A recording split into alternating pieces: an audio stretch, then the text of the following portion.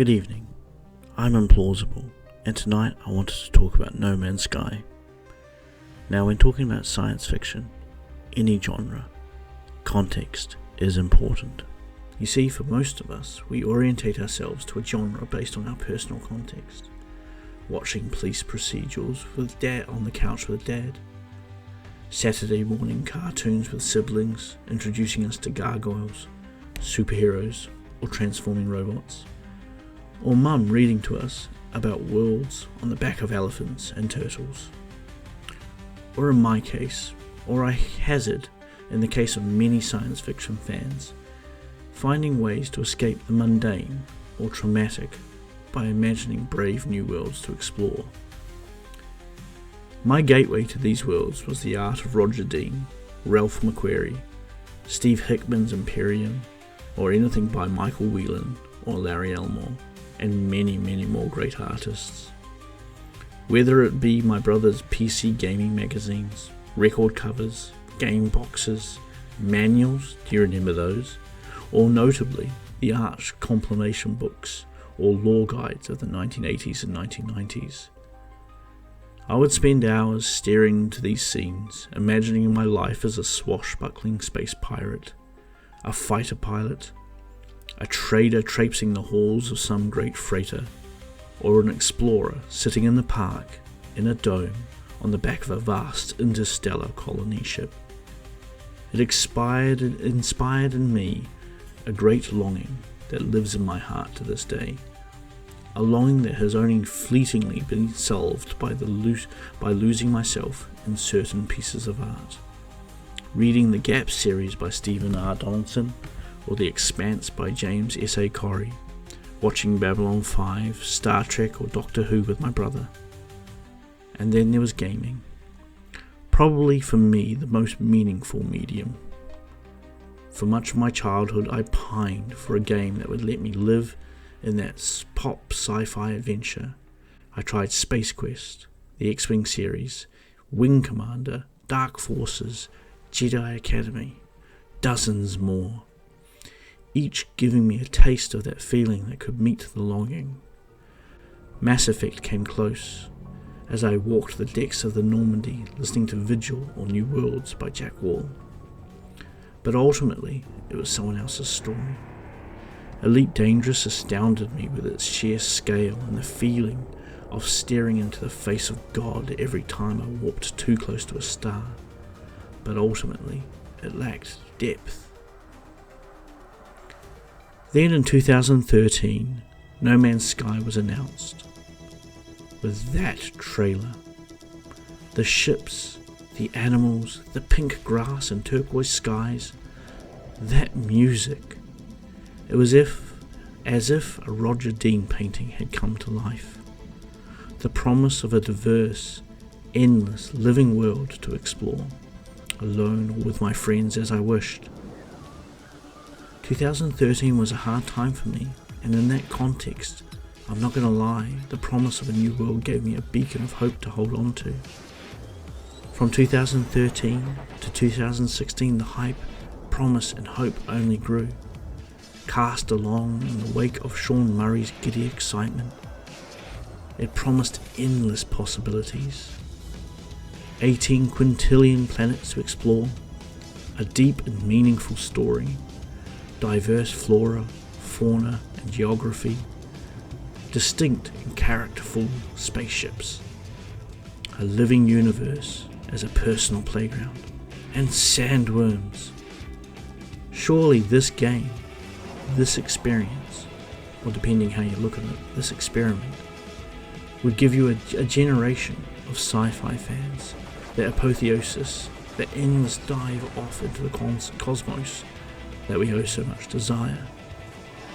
Well, we all knew what happened next, and to be honest, I was largely spared the worst of it. The birth of my first child and the economic and recreational constraints that imposed meant that I was not a day one player. Suffice to say that year, few science fiction fans escaped convincingly into their own personal Michael Whelan rendering. In retrospect, I don't think that's terribly surprising. and it's a little bit embarrassing to consider how much we all bought into the hype how much I bought into the hype. But then there was a miracle. Hello Games and Sean Murray didn't give up. Quietly at first, and then with more and more momentum, they worked on the game. They improved it, refined it, and injected the missing magic into it. Over the years, they added modular base building, customizable super freighters and alien crew members, limited and then full multiplayer, new narrative missions, story branches, and procedurally generated missions. They introduced survival, creative, permadeath, and relaxed gameplay modes. They expanded the universe with millions of new biomes, flora and fauna characteristics from which the game could weave a unique experience for players. They added mechs, cars, buggies, and rolling fortresses, settlement mechanics, expeditions, dynamic weather, more interesting bad guys, and improved combat mechanics. And importantly, sandworms. And just as an aside, I nearly screamed when I first unexpectedly encountered one of those. And all of this came free of charge. As if to say, sorry for disappointing you. Sorry for not being there for you in 2016. The result, for me at least, is a deep affection for the game. I've bounced off it more times than I can count. I've started and stopped playing it at least 10 times. I've started dozens of playthroughs, but forgotten more than I know about what I can do in any given quest or loot grind. But I keep coming back. I've spent more on different versions of the game than I care to admit. I bought it on the PC for myself, an old PlayStation when it was on special. I bought it on the Switch for my kids, on the Xbox when my PC was showing its age. And all of this brings us to this moment, the release of Worlds Part 2, the crescendo of No Man's Sky. Colossal planets, deeper oceans, mountains, valleys, plains and jungles.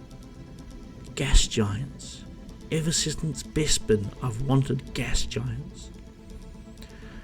They've given its rocky history and its protracted development, probably its pop culture sci-fi motif, it's hard to appreciate the brilliance of No Man's Sky amongst its peers.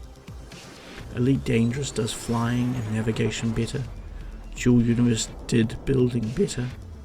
Star Citizen promises a greater sense of detail and fidelity someday. But against this backdrop, which of these games have charged so little for so much? Which have worked so hard to earn or at least regain your trust? Forget space legs or docking, building or trading. Which of these have let you domesticate a dinosaur or a giant bug or to swim to the depths of an abyss?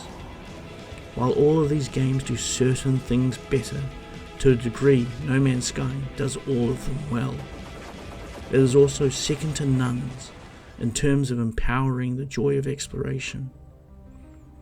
I don't know if Worlds Part 2 will give me the sci-fi apotheosis I desire, that escape into those pictures of my youth, the adventure that I have sought all this time.